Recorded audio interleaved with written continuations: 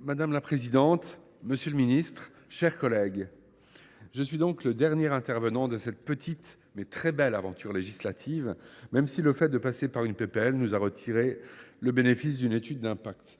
Comme chacun d'entre vous, je veux réadresser mes félicitations au rapporteur pour l'ensemble de son œuvre ferroviaire, ainsi qu'au président Zulesi et au ministre, qui ont tous trois fait preuve d'écoute et d'attention aux propositions qui émanaient de tous nos bancs dans nos deux chambres. Preuve en est le texte issu de la CMP que nous votons. 14 amendements du groupe socialiste ont été adoptés, 7 ont été intégralement maintenus et 2 partiellement. Il n'est pas dit que l'ambiance et le résultat soient tout à fait les mêmes dans la CMP qui va démarrer dans quelques minutes. Je veux également adresser mes remerciements et félicitations à l'immense Jacques Fernic, qui, grâce à son colloque du 16 octobre, a grandement contribué à renforcer les liens entre députés et sénateurs, entre majorité et opposition.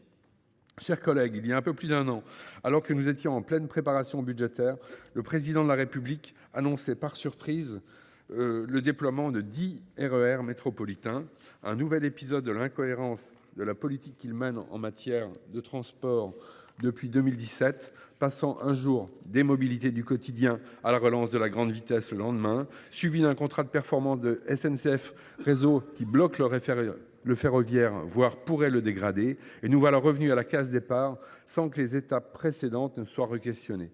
Mais je ne perds pas espoir de voir un futur contrat de performance de SNCF Réseau mettre fin au carcan de cette grande entreprise nationale. Et j'espère, monsieur le ministre, que vous gagnerez vos arbitrages pour que nous puissions bâtir et débattre ensemble de la nécessaire nouvelle loi de programmation des infrastructures, puisque nous sommes toujours à la recherche des 100 milliards d'euros annoncés le 24 février par la Première ministre. D'où l'importance de l'article 3 quater sur la conférence de financement des termes qui se tiendra dans les 6 mois. Alors que l'ensemble des acteurs, à commencer par les collectivités, crient au manque de moyens, nous attendons toujours de savoir de quel côté la pièce du 49.3 tombera. Stress annuel insoutenable, alors que nous savons toutes et tous ici que le temps des mobilités est un temps long qui souffre des à-coups et des têtes à queue.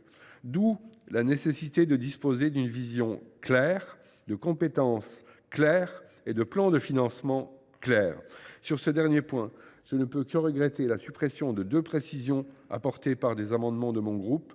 D'une part, la répartition entre l'État et les collectivités et celle de la révision du contrat de performance de SNCF Réseau par la conférence de financement, alors même que nous dénonçons tous ici son insuffisance pour rester diplomate. De même que nous regrettons l'article 5 ter A sur le ZAN et ce que je qualifierais de son brin de démagogie. Mais globalement, comme nous toutes et tous, nous accueillons positivement cette nouvelle brique dans la boîte à outils des mobilités dont disposeront nos territoires à l'heure de l'impérieuse transition écologique et du déploiement des ZFE.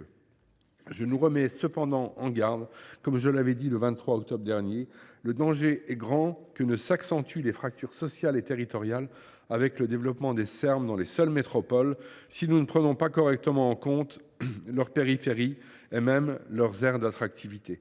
Et c'est la raison pour laquelle nous vous incitons à aller au bout du raisonnement en quittant la seule logique métropolitaine pour celle des mobilités pour tous et ainsi étendre cette belle idée des SERM à des agglomérations de plus petite taille pour développer dans le plus d'endroits possible une offre complète de services en s'appuyant sur les logiques de rabattement depuis la voiture individuelle socialisée, covoiturage, autopartage et le vélo, vers les transports plus lourds, bus à haut niveau de service et trains, et pas seulement concentrés autour des étoiles ferroviaires. Je vous ai entendu, monsieur le ministre, évoquer l'importance du S de l'acronyme SERM.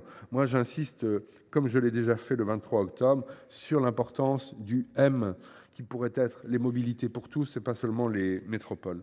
Nous poursuivrons cette logique, continuerons de proposer d'aller plus loin pour garantir un droit effectif à la mobilité pour tous, mettre fin aux mobilités à 2 vitesses, mais chaque chose venant en son temps, le groupe socialiste, écologiste et républicain votera en faveur de cette proposition de loi telle qu'issue des travaux de la commission mixte paritaire.